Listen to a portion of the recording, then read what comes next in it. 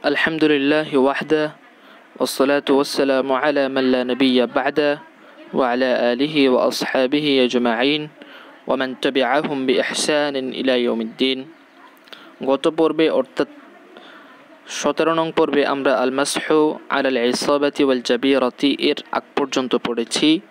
তো এই পর্বে অর্থাৎ 18 নং পর্বে আল মাসহু আলাল ইসাবাতি ওয়াল জাবিরাতি থেকে শুরু করব। বিসমিল্লাহির রহমানির রহিম। আল মাসহু আলাল ইসাবাতি ওয়াল জাবিরাতি, পট্টি প্লাস্টারের উপর মাসহ করা।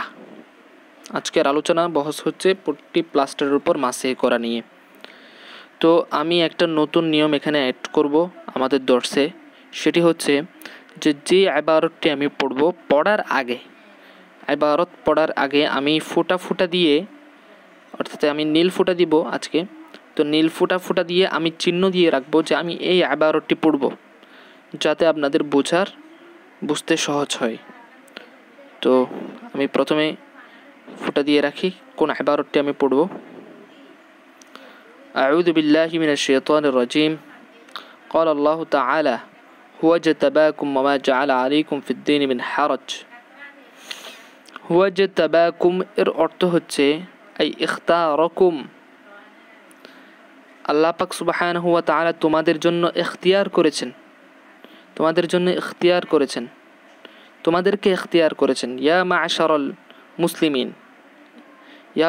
মুসলিমিন মিন বাইনান নাস, মানুষদের মধ্য থেকে এই মুসলমানগণ, আল্লাহ পাক সুবহানাহু ওয়া তাআলা তোমাদেরকে নির্বাচন করেছেন মুসলমান হিসেবে। ওয়াখতার লাকুমুদ্দিন, এবং তোমাদের জন্য দ্বীনকে নির্বাচন করেছেন। এরপর হচ্ছে ওয়াখতার লাকুম আফদলুল কুতুবি ওয়া আফদলুর রসুল, আল্লাহ পাক সুবহানাহু ওয়া তাআলা তোমাদের জন্য সর্বশ্রেষ্ঠ কিতাবকে নির্বাচন করেছেন, সর্বশ্রেষ্ঠ রসুল করিম হযরত মুহাম্মদ মুস্তাফা সাল্লাল্লাহু আলাইহি ওয়াসাল্লামকে তোমাদের জন্য নির্বাচন করেছেন। এই ইস্তাবাকুম অর্থ হচ্ছে এটা। এরপরে ওয়ামা জাআলা আলাইকুম ফিদ্দীন মিন হারাজ, এবং আল্লাহ পাক সুবহানাহু জাআলা হুয়া জমির মার্জা হচ্ছে আল্লাহ পাক সুবহানাহু ওয়া তাআলা। তো আল্লাহ পাক সুবহানাহু ওয়া তাআলা তোমাদের জন্য দ্বীনের মধ্যে কোনো প্রকার কঠিন বিষয় রাখেননি, এমন কোনো জটিল বিষয় রাখেননি যেটি তোমাদের সাধ্যের বাইরে চলে যায়, এমন কোনো জটিল বিষয় আল্লাহ পাক সুবহানাহু ওয়া তাআলা তোমাদের জন্য দ্বীনের মধ্যে রাখেননি। ঠিক আছে। তো এখান থেকে অনেক মাসলা, ফরঈ মাসলা বের হয়, সেটা নিয়ে আমি আলোচনা করব না এই কিতাবে, ওটা তো উসুলে ফিকহের একটা মাসলা।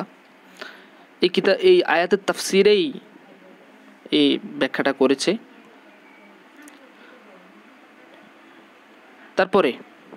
এরপরে আমি যাই, এটা সূরা হজ কয় নম্বর আয়াত? 87 নম্বর আয়াতে রয়েছে। এরপরে তো আমি ইবারত পড়ার আগে আমি মার্ক করে রাখি কোন ইবারতটি আমি পড়ব। আমি চিহ্ন দিয়ে রাখছি, এই যে দেখতে পাচ্ছেন আপনারা, হ্যাঁ একটু ফোঁটা দিয়ে রাখছি, আমি ফোঁটা দিচ্ছি, আমি এবার এইটুকু পর্যন্ত পড়ব। এইটুকু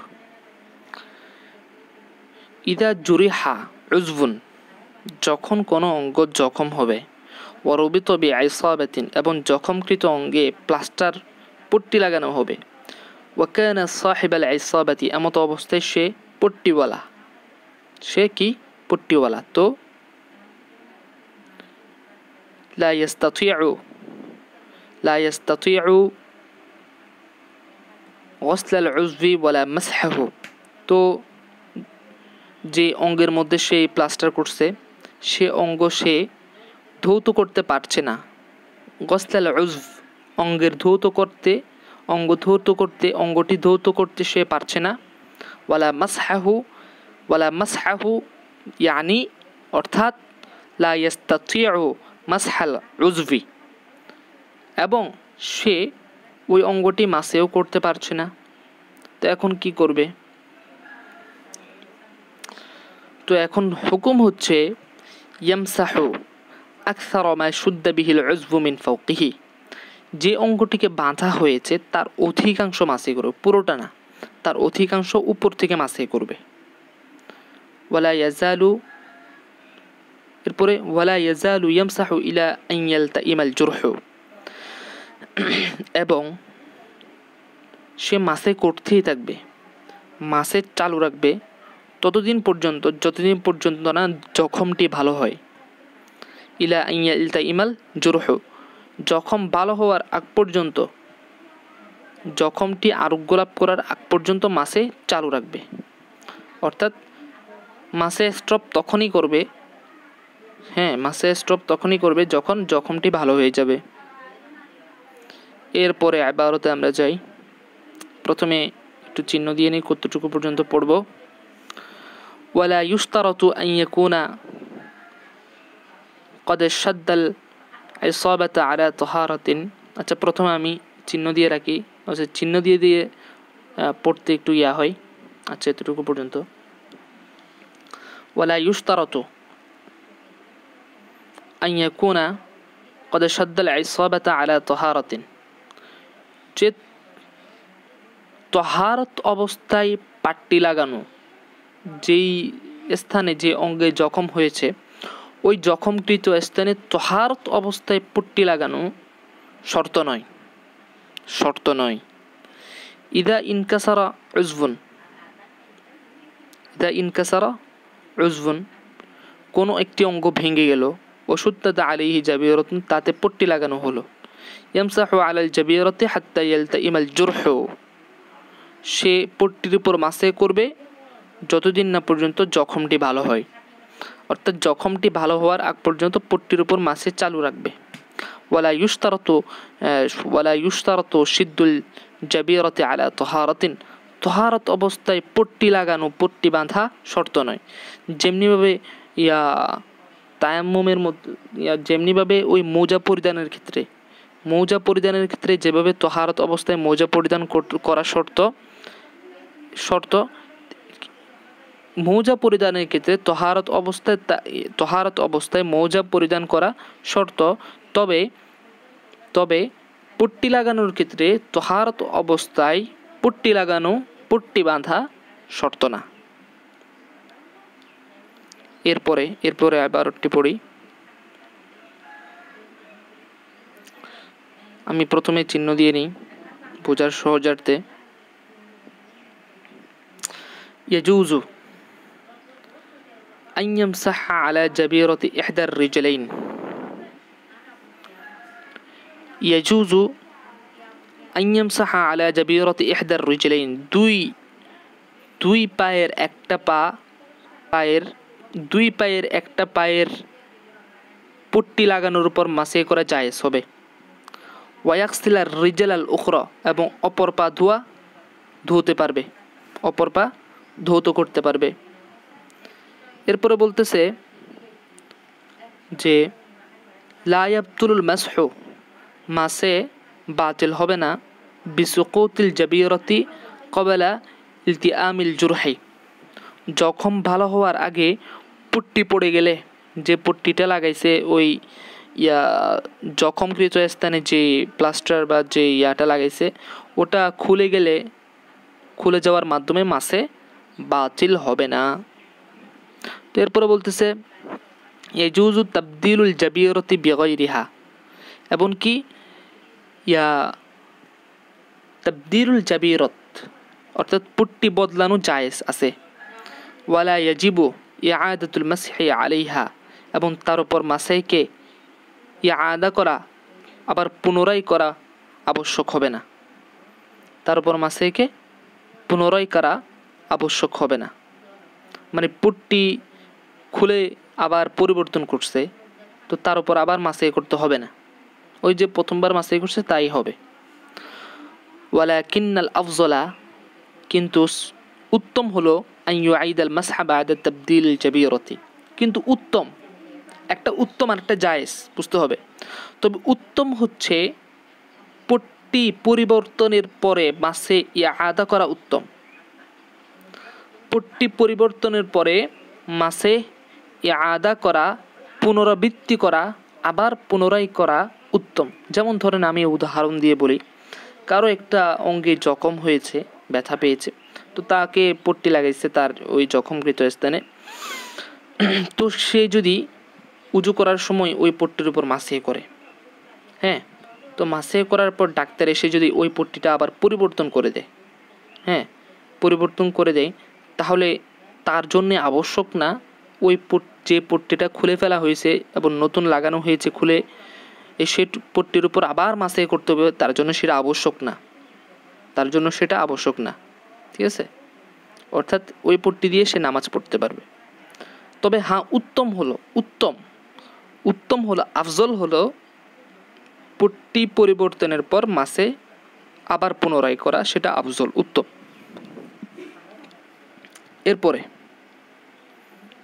এরপরে আবারতে যাই।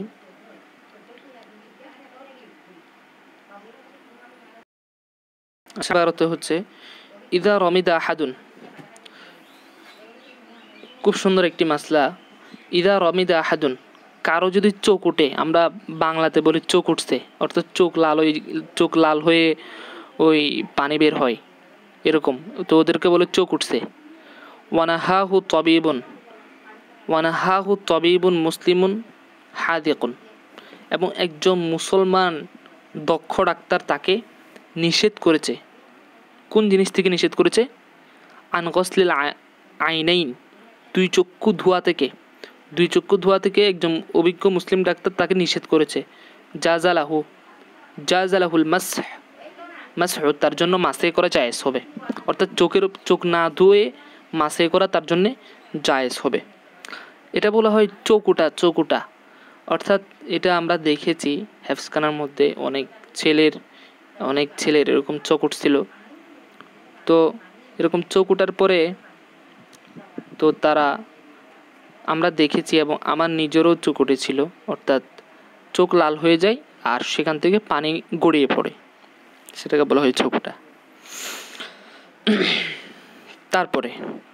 তারপরে একটা মাসলা হচ্ছে লা তুশতারাতু নিয়ত ফিল মাসহি আলাল খুফাইন, মৌজার উপর মাসেহের ক্ষেত্রে নিয়ত শর্ত নয়। ওয়াল জাবিরতি, প্লাস্টারের উপর, ওয়ার রাসি, মাথার উপর। তাহলে কয়টা পেলাম? 3টা। খুফাইন, জাবিরা, রাস, 2 মৌজার উপর, প্লাস্টারের উপর এবং মাথার উপর মাসেহ করার ক্ষেত্রে নিয়ত শর্ত নয়। ওয়া ইন্নামা তুশতারাতু নিয়তু ফিত তায়াম্মুম, নিয়ত কেবল শর্ত তায়াম্মুমের মধ্যে, নিয়ত কেবল শর্ত তায়াম্মুমের মধ্যে ওই যে বলেছি, অনেক আলোচনা করেছি, এমনকি তায়াম্মুমটা আমি প্র্যাকটিক্যালও দেখিয়ে দিয়েছি আলহামদুলিল্লাহ।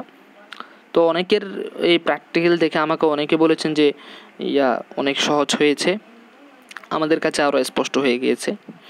তো এই পট্টি প্লাস্টারের ব্যাপারে কেউ যদি আমাকে কমেন্টে বলেন যে ভাইয়া এই ভিডিওটি, এই পট্টি প্লাস্টারটা আমাদেরকে প্র্যাকটিক্যাল দেখিয়ে দেন কিভাবে করতে হবে না করতে হবে আরও আমাদের স্পষ্ট হবার জন্যে, তাহলে আমি আবারও আপনাদের সম্মুখে এই পট্টি প্লাস্টার নিয়ে একটি ভিডিও ইনশাল্লাহ, একটি পর্ব বানাবো, যেটিতে ইনশাল্লাহ আমি সব কিছু দেখিয়ে দিব প্র্যাকটিক্যাল।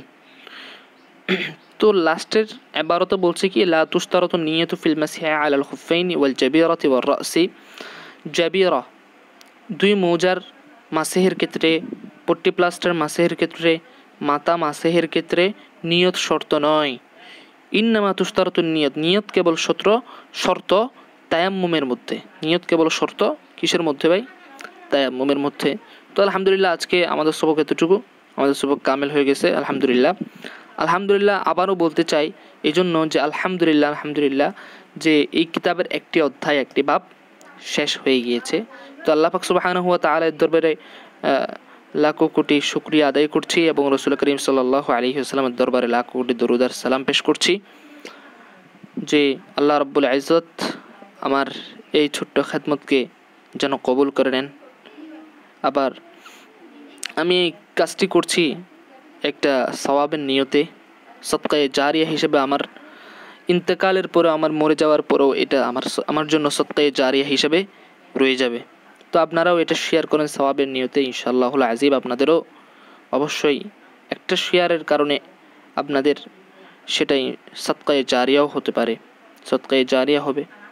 তো আলহামদুলিল্লাহ, আল্লাহ পাক সুবহানাহু ওয়া তাআলার দরবারে লাখো কোটি শুকরিয়া যে আজকের প্রথম বাব আমরা শেষ করেছি। তো এরপর থেকে আমরা সালাত থেকে আল কিতাবুস সানি দ্বিতীয় অধ্যায় থেকে শুরু করব ইনশাআল্লাহুল আজিজ। ওয়া মাত তৌফিকু ইল্লা বিল্লাহ।